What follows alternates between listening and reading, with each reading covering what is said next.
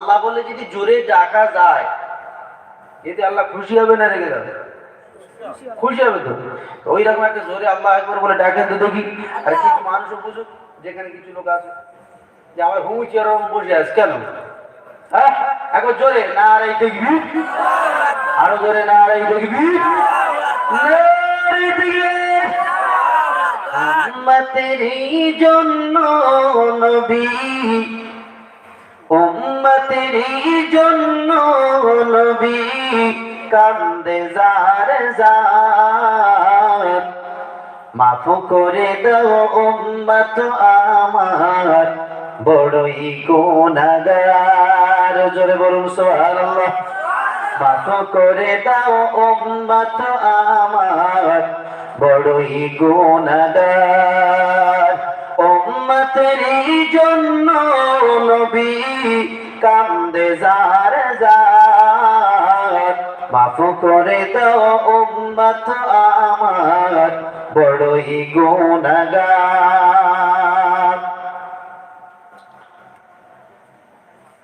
মক্কাবাসীরা নবীজিকে কত আঘাত দিল, হাসি মুখে দয়ার নবী সব সহে নিল। সুবহানাল্লাহ।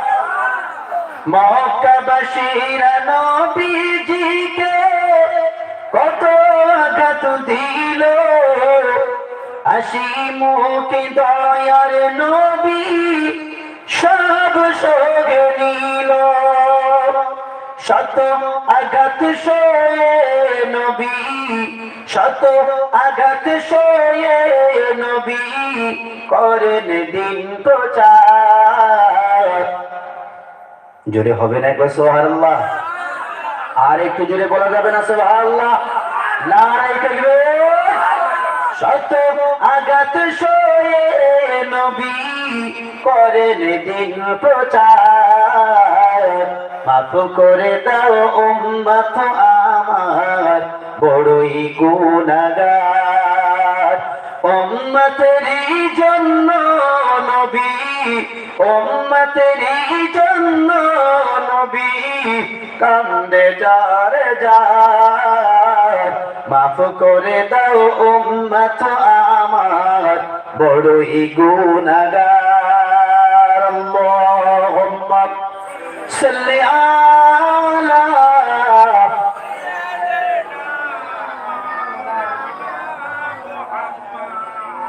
ওয়া আলা আলি সাইয়্যিদিনা। मुझको पिला दे इश्क का जाम, तू आका और मैं हूँ गुलाम। जरे बोलें ना सुभानअल्लाह। मुझको पिला दे इश्क का जाम, मुझको पिला दे इश्क का जाम, तू आका और मैं हूँ गुलाम, तू आका और मैं हूँ गुलाम। रब के दुलार तुम ही तो हो, सबके सहारे तुम ही तो हो। रब के दुलार तुम ही तो हो, सबके सहारे तुम ही तो हो। आगे नबी जितनी दुनिया में सबसे प्यारे तुम ही तो हो। भेजी खुदा ने तुमको सलाम।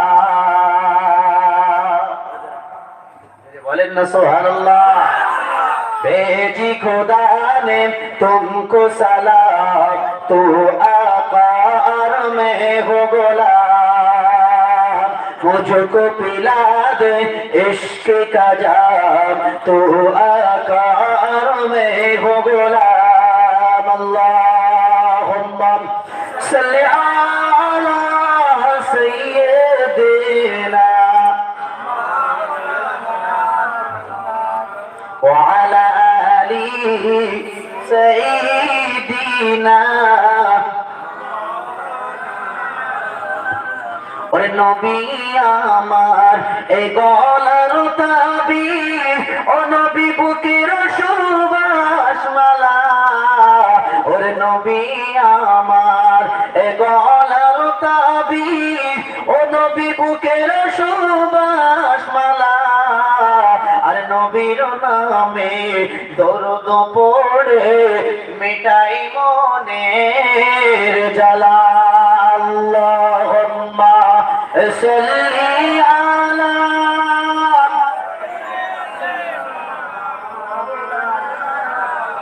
ওয়া আলা আলি সাইয়্যিদিনা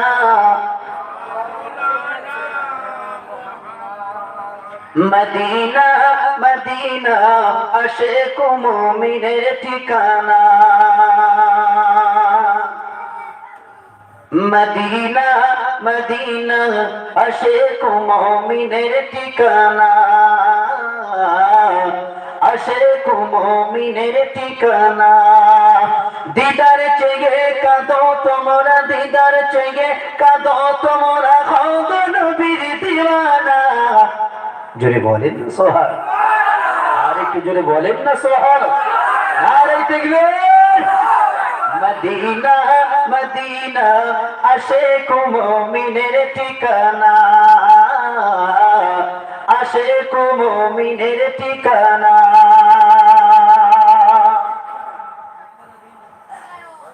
আজকের সমস্ত প্রশংসা সেই মহান স্রষ্টার দরবারে, যিনি মহিয়ান গরিয়ান সর্বশক্তিবান দয়ালু কৃপাবান, অনন্ত অসীম গগনে পবনে ভুবনে জল এবং স্থলে এমনকি পৃথিবীর সমস্ত জায়গায় বিরাজমান, যিনি আমাদেরকে অতি ভালোবেসে মহাব্বত করে মানব রূপে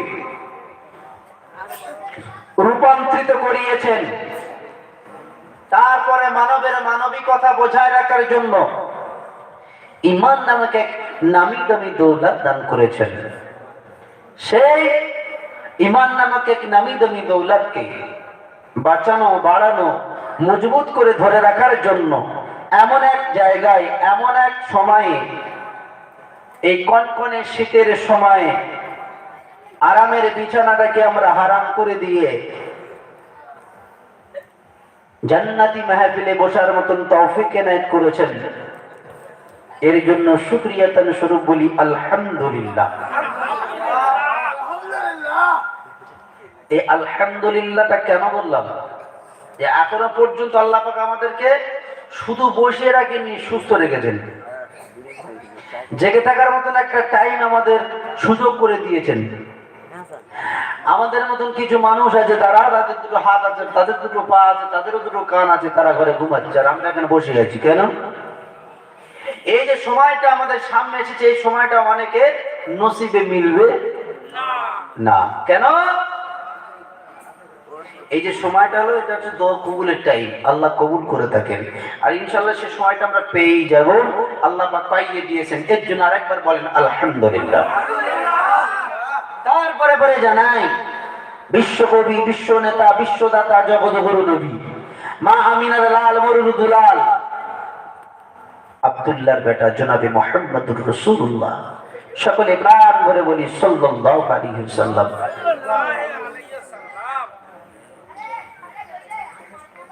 আজকের কোরআনের মহব্বত, হাদিসের মহব্বত আমাদের অন্তরে আছে বলে, আমরা রাসূলের মহব্বত করি বলে, আল্লাহকে ভালোবাসি বলে, আল্লাহকে ভয় করি বলে, আখেরি নবীর উম্মত বলে, বাপ মা আমাদের ভালোবাসেন বলে, আমরা বাপ মায়ের ভালো সন্তান বলে আল্লাহ পাক আমাদের মতন নগণ্যদেরকে এই জায়গায় বসার চান্স দিয়েছেন। আর একবার বলি আলহামদুলিল্লাহ। সকলে চান্স পাবে না, কেন বলেন তো? সকলে আল্লাহ পাক সকলকে তৌফিক দান করবেন না। কেন? আল্লাহ যাকে ভালোবাসেন, আল্লাহ যাকে মহব্বত করেন, তার দ্বারা তো দিনের কাজটা করিয়ে নেন, ঠিক কিনা? জি, এই দুনিয়াটা মুমিনের জন্য একটা কি জেলখানা, দেখেছেন হাদিসটা কি? আদ-দুনিয়া সিজনুল মুমিন ওয়া জান্নাতুল কাফির। দুনিয়াটা হলো মুমিনদের জন্য একটা জেলখানা। জেলখানা মানুষকে আরামে থাকে, কষ্ট থাকে, তাই না? তা মুমিন এই ঠান্ডার সময় বসে থাকাটা একটা কষ্ট। কোরআনের মহব্বতে, হাদিসের মহব্বতে জেগে থাকাটা এটা একটা কষ্ট। কাফেররা ঘুমাবে, দুনিয়া যা ইচ্ছে তাই করবে, দুতলা হয়নি ছতলা করবে, চারটে গাড়ি হয়নি 10টা করবে, এটা কাফেরদের কাজ। কারণ তারা জান্নাত, এই দুনিয়াটা তাদের কাছে জান্নাত। শরিয়াতের মাপকাঠিতে দুনিয়ার জমিনে চলাটা একটু কঠিন, একটু কষ্ট হবে। আর সামান্য 60-70-80 বছর জিন্দেগির একটু কষ্ট করে পার করতে পারলে ফাদখুলি ইবাদি ওয়াদখুলি জান্নাতি, আল্লাহ পাকের দয়ার জান্নাত নসিব হবে। জোরে বলুন না সুবহানাল্লাহ। তাহলে একটুখানি কষ্ট করে আমাদের দুনিয়ার জমিন থেকে যেতে হবে, তাই না? এটা হলো মুমিনের কাজ। তবে আল্লাহর নবী এটা বলে গেছেন, এমন একটা সময় তোমাদের সামনে আসবে, সেটা হলো আখেরি টাইম, আখেরি জামানায়। সে সময় মানুষের কাছে কোরআনের কথা আর ভালো লাগবে না, হাদিসের কথা বললে মানুষ পরে শুনবে না, কোরআনের মাজমা দিলে মানুষ হবে না, লোক হবে না। পাশে গানের মাহফিল দাও, গান সাঙ্গমের মাহফিল দাও, ও জায়গায় লোক জায়গা পাবে না। বেলা 3টা থেকে লাইন পড়ে যাবে, বসার জায়গা থাকবে না, ডাবের হোল জোগাড় করে তার উপর উঠে বসে থাকবে। আর কোরআনের কথা হবে, হাদিসের কথা হবে, সে জায়গায় লোক থাকবে না। কেন? ভাইরা আমার, বাবাজিরা আমার, দয়ার নবী বিশ্ব নবী জানিয়ে দিলেন, বাদাআল ইসলামু গরিবান ওয়া সায়াউদু কামা বাদা ফাতুবা লিল গুরাবা। ইসলাম যখন প্রচলিত হয়েছিল তখন ছিল গরিব, তখন ছিল অন্ধকার, তখন ছিল দুর্বল। আবার এমন একটা সময় এসে যাবে ইসলাম গরিব হয়ে যাবে আর মুসলমান ধনী হবে। ইসলাম গরিব হবে আর মুসলমান ধনী হবে। ইসলাম গরিব বলতে কি বোঝায় জানেন? আর মুসলমান ধনী হবে মানে মানুষের মাথায় টুপি বেড়ে যাবে, মুখে দাড়ি বেড়ে যাবে, গায়ে সুন্নতি লেবাস বেড়ে যাবে, কিন্তু ভিতর থেকে ঈমান উঠে যাবে। ও মুসলমানেরা, সোনার মানিকেরা, আল্লাহওয়ালা বন্ধুরা, আমি আপনি বুঝবো কি করে ঈমান আমাদের ভিতর থেকে চলে যাচ্ছে, ইসলাম গরিব হয়ে যাচ্ছে আর মুসলমান ধনী হচ্ছে? মানে একটা মানুষ টুপি পরতো না, আজকের টুপি পরছে দেখলে মনে হবে মুসলমান। দাড়ি রাখতো না, এখন দাড়ি রাখছে দেখলে মনে হবে মুসলমান। আগে লম্বা জামা পরতো না, এখন লম্বা জামা পরছে দেখলে মনে হবে মুসলমান। ভাইরা আমার, বাবাজিরা, মুসলমান সংখ্যা বেড়ে যাবে কিন্তু ভিতর থেকে ঈমানদার কমে যাবে, ঈমানের সংখ্যা কমে যাবে। আহারে বুঝবে কেমন করে? যখন দেখবে কোরআনের মাহফিল দেবে, হাদিসের মাহফিল দেবে, ওখানে শুনবে না মানুষ, গান বাজনা প্রিয় হয়ে যাবে, তখন বুঝবে ঈমান দুর্বল হয়ে গেছে।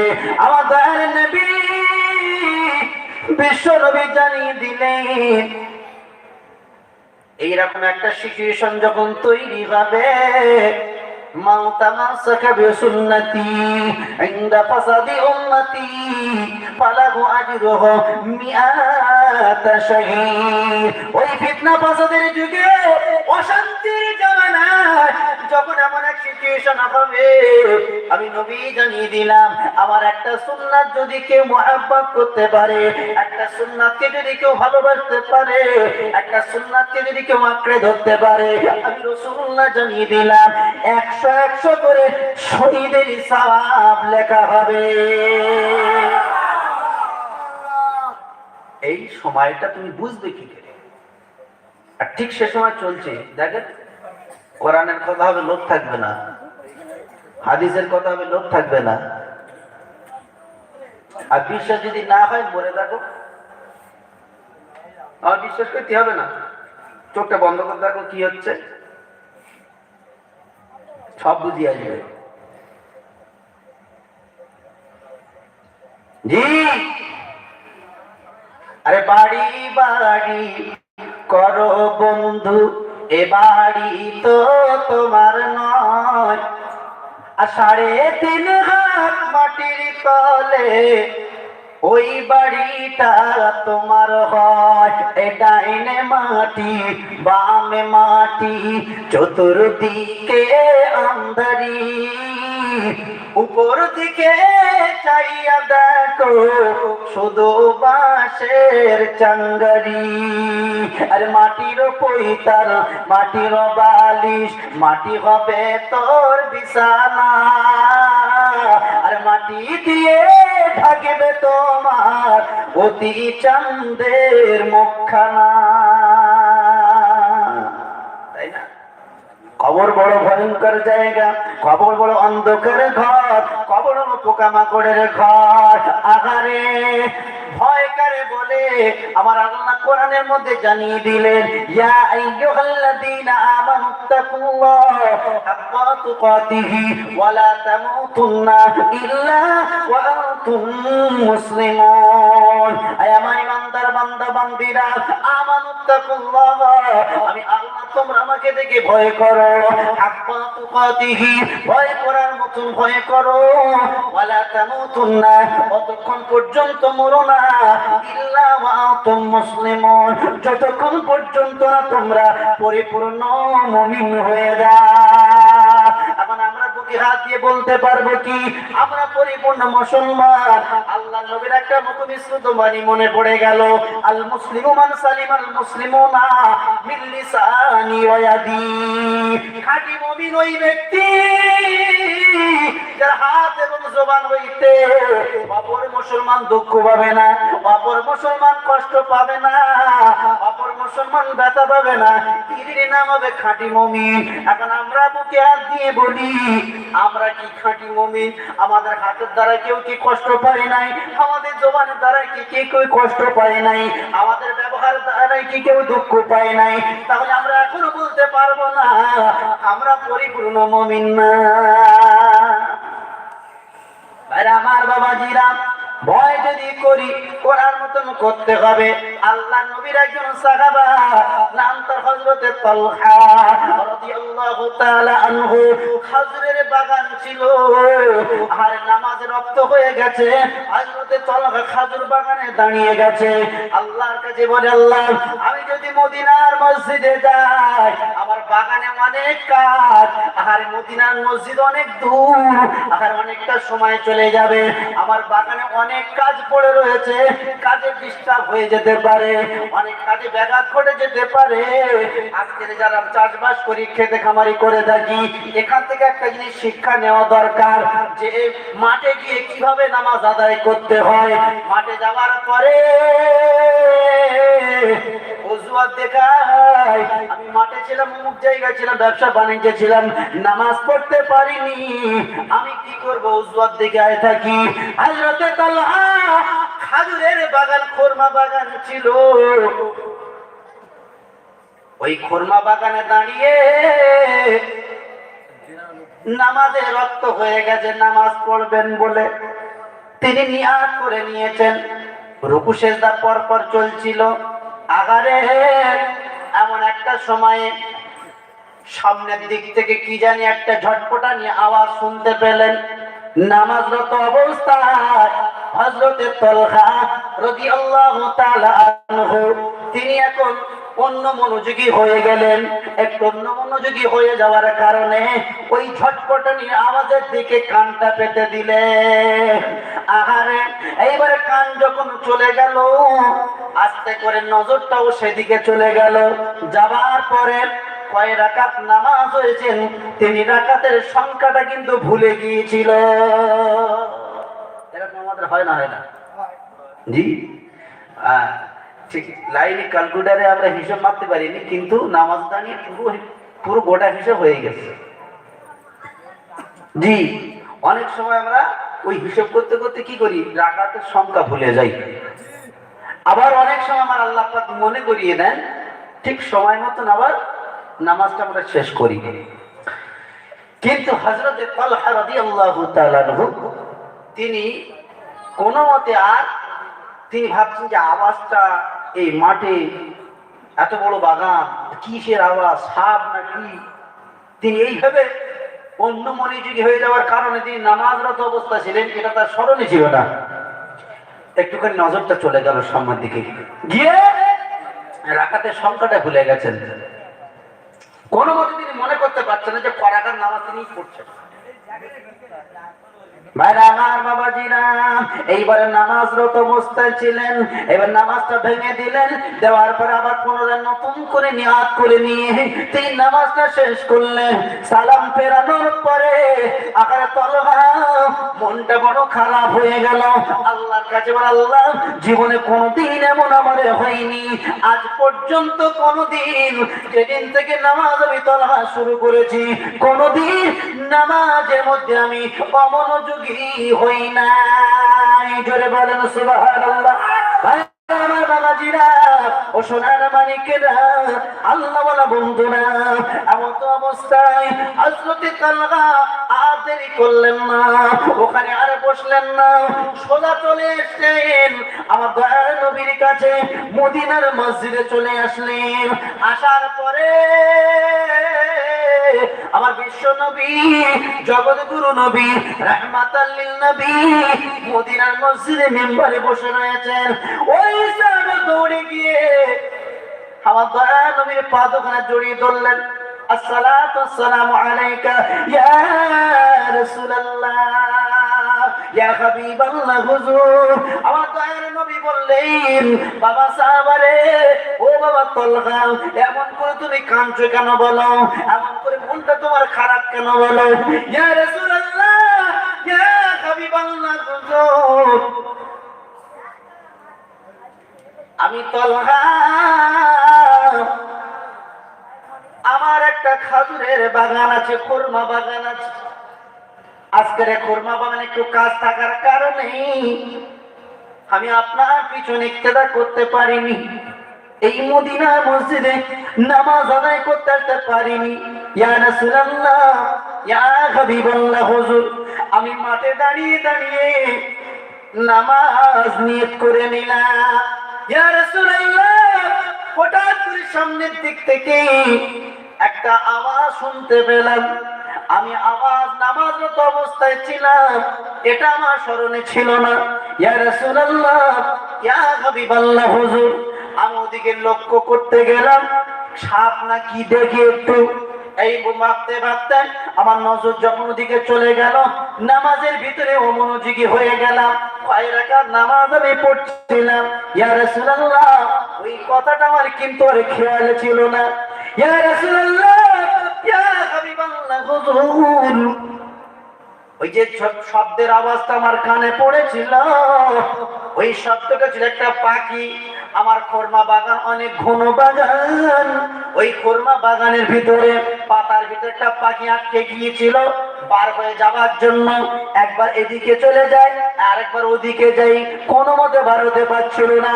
ইয়া রাসূলুল্লাহ, ইয়া হাবিবাল্লাহ, হুজুর, ওই পাখির কারণে আমার নামাজ পরে কাজ হয়েছিল, আমার মনে ছিল না। ইয়া হাবিবাল্লাহ, আমি নিয়াতটা ভেঙে দিয়েছি, দিয়ে নতুন করে নিয়াত করে আমি নামাজ আদায় করেছি। আমার দয়ার নবী বললেন, তালহা, সব তো ঠিকই আছে, তুমি যখন নিয়াত ভেঙে দিয়েছো, আবার নতুন করে নামাজ তুমি পড়ে নিয়েছো, অসুবিধা কি হয়েছে? কিন্তু না, ইয়া রাসূলুল্লাহ, ইয়া হাবিবাল্লাহ, হুজুর, আমি আপনার সাহাবা, আমি আপনার মুহাব্বতের সাহাবা, আমি আপনাকে মুহাব্বত করি, আমার আল্লাহকে মুহাব্বত করি, কোনদিন এইরকম নামাজের অমনোযোগী হই না।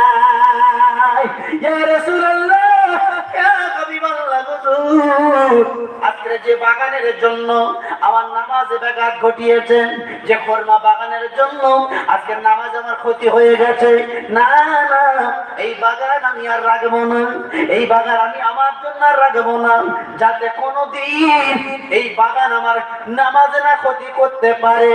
এর জন্য আমি আমার ওই খরমা বাগানটা আল্লাহ রাস্তায় আপনার কাছে দান করে দিলাম। নারী দিলে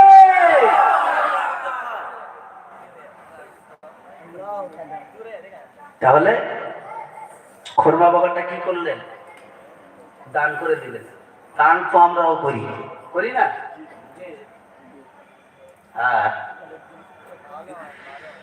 হযরতে তলহা দান করে দিলেন। বললেন ইয়া রাসূলুল্লাহ, হাবিবাল্লাহ, শুধু দান করি নাই, কোনোদিন আমি বলবো না যে এই খরমা বাগানটা দান করার পরে একটা খাজুরের দাবিও কোনোদিন আমি তলহা কোনোদিন করব না। জোরে বলুন না সুবহানাল্লাহ। ইয়া রাসূল তোমায় ভালোবাসি, অন্তরে শুধু মুখে নয়, জান্নাতের আশায় নয় গে রাসূল, জাহান্নাম কেউ ডরি না। ইয়া রাসূল তোমায় ভালোবাসি, অন্তরে শুধু মুখে নয়, জান্নাতের আশায় নয় গে রাসূল, জাহান্নাম কেউ ডরি না। আল্লাহুম্মা সাল্লি আলা সাইয়্যিদিনা।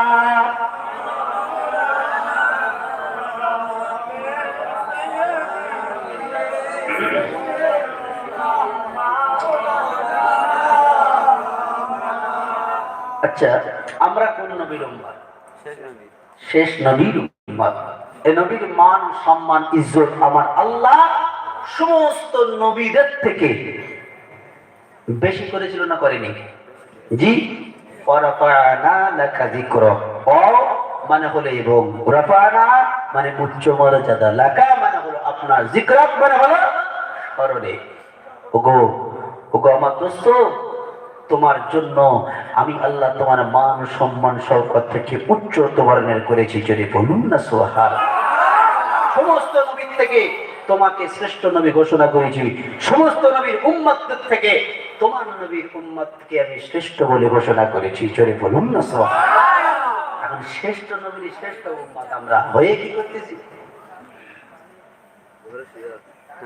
হয় শুধু যদি এক্ষুনি বলা যায় কে কে আমরা নবীকে মহব্বত করি বলেন তো? চার হাত তুলে বলো আমরা নবীকে মহব্বত করি। আর ফজরে একটু পরে ফজরে আযান হবে, ফজর মসজিদে যা দেখবেন। তাহলে আমি মুমিন, আমার দুনিয়ার কষ্ট করতে হবে, ঠান্ডার সময় উঠে কষ্ট, ঠান্ডা পানি উজু করে মসজিদে যেতে হবে, এটাই তো কষ্ট।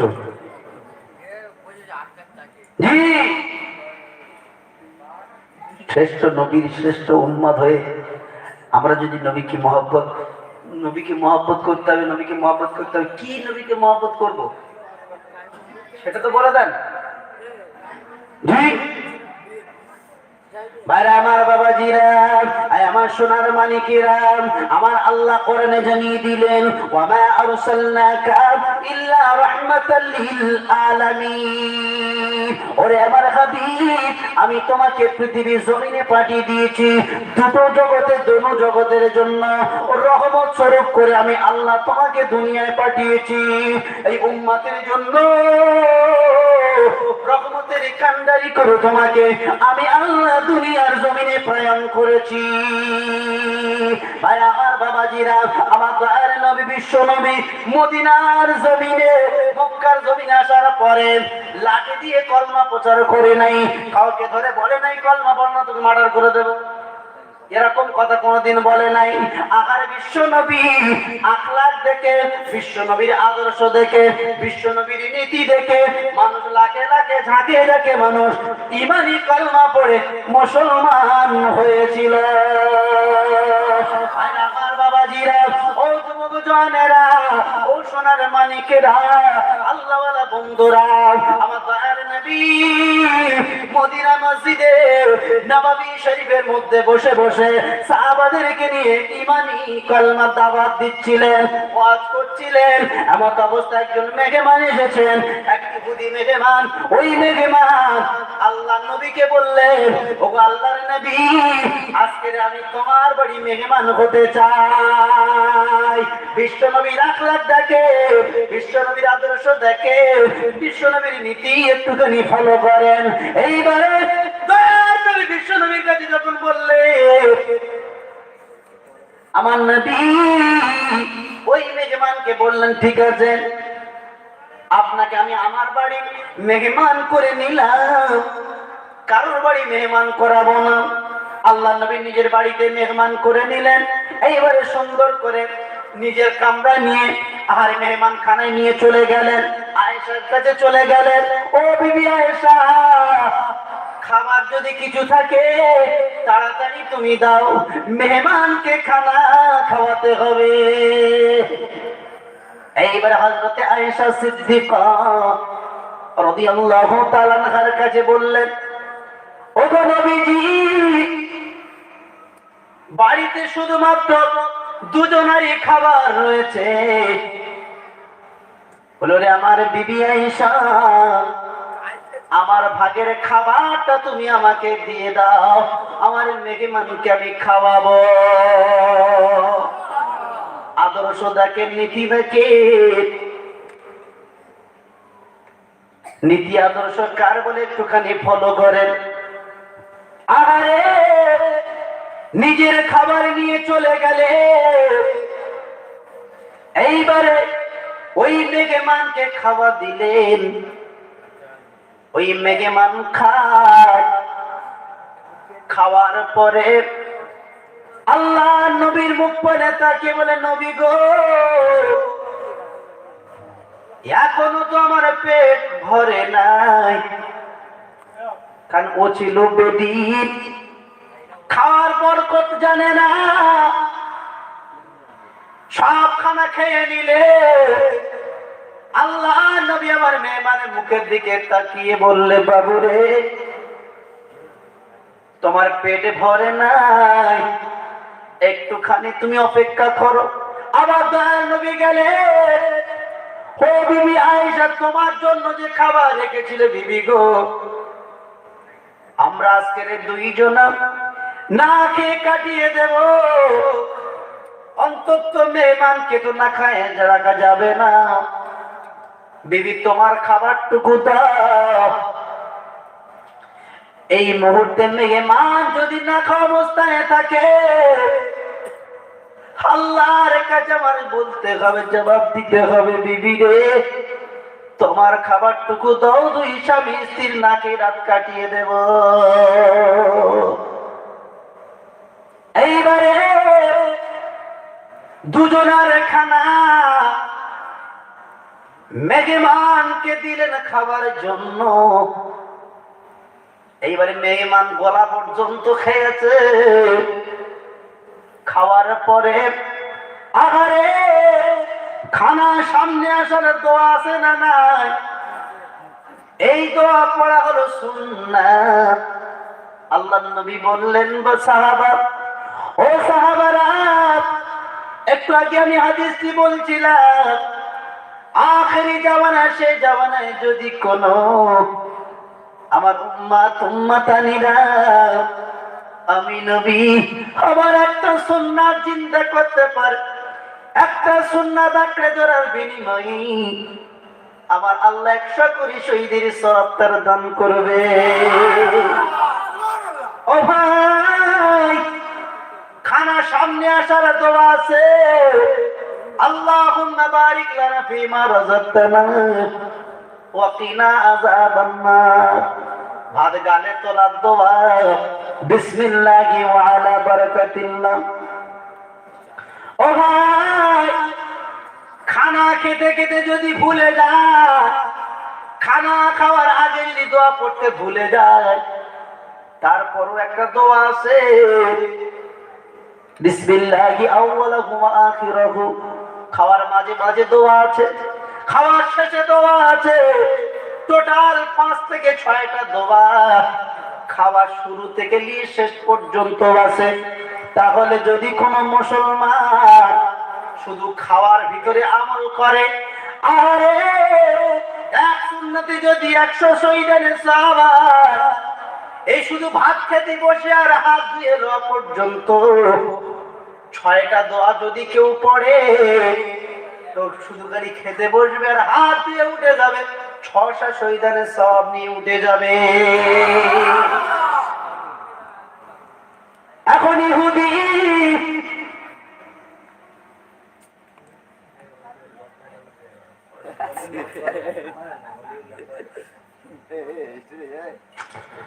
ভাইরা আমার, বাবাজিরা, ও যুবক যারা সোনার মানিকেরা, এখন ওই ইহুদি গলা পর্যন্ত খেয়ে নিল। নেওয়ার পরে পদ হজম শুরু হয়ে গিয়েছে, পেটের ভিতরে গুড়গুড় গুড়গুড় করে আওয়াজ হয়। এখন বিশ্ব নবী বললেন, বাবা তোমার পেট ভরেছে তো? আল্লাহর নবীর কথা বলার পরে বলো, গো নবীজি, আমার খাওয়া দাওয়া কমপ্লিট। ও বাবা, বিশ্ব নবী বিছানা দেখিয়ে দিলেন, সমাজ জায়গা দেখিয়ে দিলেন। আহারে, এইবারে ওই ইহুদি মেহমান সুন্দর করে খেলেন, খাওয়ার পরে বিছানায় শয়ন করলে। রাতের বেলায় পেট খারাপ শুরু হয়ে গিয়েছে, পেটের ভিতরে বদহজমি হয়ে গিয়েছে। বাথরুমে আসার সময় পেল না। আল্লাহর নবী নিজে হাতে যে বিছানা করে দিয়েছিলেন, ওই বিছানায় কেটা কাপড়ে মাদুন ঝেড়লার ভিতরে পায়খানা করে দিয়েছে। এইবার ইহুদি ওই মেহমান মনে মনে ভয় এসে গেল, আজকের দিন তো যাই তাই লোক নয়, মুসলমানদের নেতা, মুসলমানদের জাহানের নেতা, তার বাড়িতে শুয়ে আজকে আমি পায়খানা করেছি। সকালবেলা যদি আমার দেখা পায়, আমার তো আস্ত রাখবে না। এই ভেবে ঘর উঠে পালিয়ে চলে যেতে লাগে। কিন্তু বাবা, তার হাতে ছিল একটা তরবারি, ওই তরবারিটা বালিশের তলা দিয়ে ঘুমাচ্ছিল, তরবারির কথা খেয়াল ছিল না। ভাইরা আমার, বাবাজিরা, আদর্শ কাকে বলে, প্রেম কাকে বলে, আরে নীতি কাকে বলে দেখুন, নেতা কাকে বলে দেখুন। আর আজকের আমার আপনার নেতা কেমন দেখুন, নেতা কেমন দেখেন। যদি যায় প্রধানের বাড়ি, প্রধান দোতলার মধ্যে হাত নাড়া দিচ্ছে, বাবু তোমার সাথে দরকার আছে, একটু উপরে যাবো। না, তুমি নিচে দাঁড়াও, আমি যাচ্ছি। ওই যাচ্ছি বলে এখন কখন যে নিচে আসবে তার কোনো ঠিক নাই। তার মানে কি অহংকার। আর আমার আপনার নবীর নেতা কি নেতা দেখে। ভাইরা আমার, বাবাজিরা, এইবারে বাবা সকালে হয়ে গেল, ওই মেহমান পালাতে লাগলো। এইবারে সকালবেলা বিশ্ব নবী ফজরের নামাজ পড়ে আসলেন। আসার পরে মেহমানকে খোঁজ নিতে আসছেন। এসে দেখছে ওই মেহমান তো ঘরে নাই। আমার দয়ার নবী চিন্তায় পড়ে গেলেন, মেহমান কেন ঘরে নাই, মেহমান কোথায় গেছে, মেহমান না জানি কি কষ্ট পেয়েছে। লক্ষ্য করে দেখে বিশ্ব নবী লক্ষ্য করে দেখছেন যে কেটা বালিশ গুলো দিয়েছিলাম, ওই কেটা বালিশে সব জায়গায় পায়খানা লেগে আছে, সব জায়গায় পায়খানা লেগে আছে। আল্লাহর নবী হাবিবুল্লাহ, আজকের আমার মেহমান আমার বাড়িতে না জানি কতই কষ্ট পেয়েছে। আমি নবী আমার বাড়িতে আমি রাতের বেলা একবারের জন্য আসি নাই। আমার মেহমানটা কেমন আছে, কি অবস্থা আছে, না জানি কত কষ্ট পেয়েছে। আজকের বাথরুম হয়তো দেখতে পাই না, বুঝতে পারে নাই। আজকের কেতাবাদুরের ভিতরে পায়খানা ফিরে দিয়েছেন। আরে আয় আল্লাহ, আপনি আমাকে ক্ষমা করে দিন। বিশ্বনবী নেতা এইবারে নবী কেমন বলে দেখুন।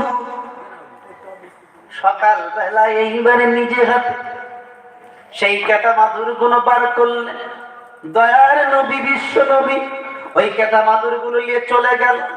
আহারে কুমার পাশে দাঁড়িয়ে নিজে নিজে তিনি পরিষ্কার করতে লাগে। ও ছেলেরা, ও যুবকেরা, ও জওয়ানেরা, এখান থেকে শিক্ষা নিতে হবে। আজকের বাপ মা অনেক জন বৃদ্ধ হয়ে গেছে, বাপ মার বয়স হয়ে গেছে। বৃদ্ধাশ্রমে দিয়ে শোনা বাবা, বৃদ্ধাশ্রমে তোমাদের তোমরা পাঠিয়ে দিও না। কারণ জানো, মা বাপকে তোমরা খেদমত করা শেখো। আমি নবী আমার মা দুনিয়ায় নাই, আমার আব্বা দুনিয়ার জমিনে নাই।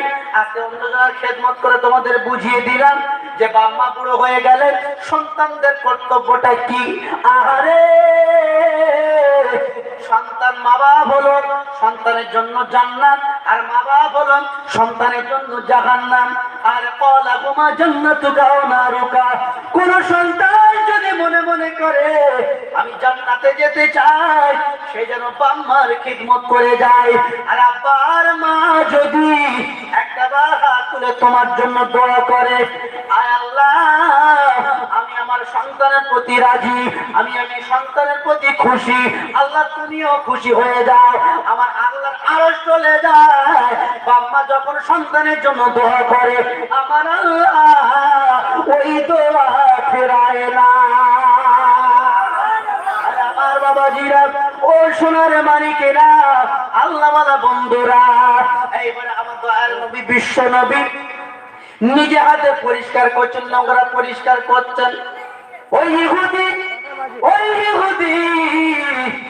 আগারে অনেক দূর থেকে মনে উঠেছে, আইর আমি তো তরবারি এনেছিলাম। সে যুগে তরবারির দাম অনেক ছিল, অনেক মূল্যবান রত্ন ছিল। আর আমার বাবাজিরা, ওই ইহুদি তরবারির মায়া ছাড়ে না, তরবারির মায়া ছাড়তে পারে না। এবারে গুটি গুটি পায়ে আসতে লাগে। যদি এক্ষুনি যাই, মোহাম্মদ আমাকে মনে হয় মেরে দেবে।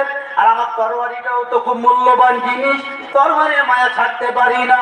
আমার অবস্থায় গুটি গুটি পায় আস্তে আস্তে করে বিশ্বনবীর ঘরের দিকে যেতে লাগলে।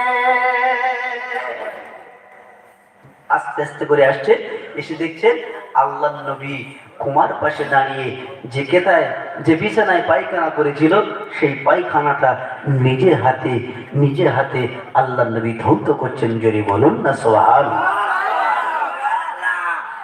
এখন ইহুদি ওখানে দাঁড়িয়ে গেলেন, মেহমান ওখানে দাঁড়িয়ে গেল।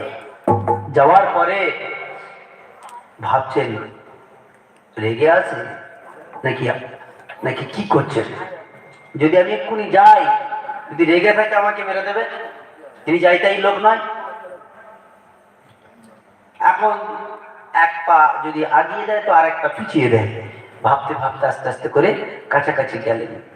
আল্লাহ নবী দেখতে পেয়ে ওই জায়গায় রেখে দিয়ে ওই মেহমানের কাছে চলে গেলেন। ভাই মেহমান, তুমি আমার বাড়িতে মেহমান ছিলে, আহারে কতই না তোমার কষ্ট হয়েছে, কতই না তোমার ব্যথা হয়েছে। রাতের বেলা তোমার পেট খারাপ হয়েছিল, আমি মুহাম্মদ, আমি নবী তোমাকে খোঁজ নিই নাই।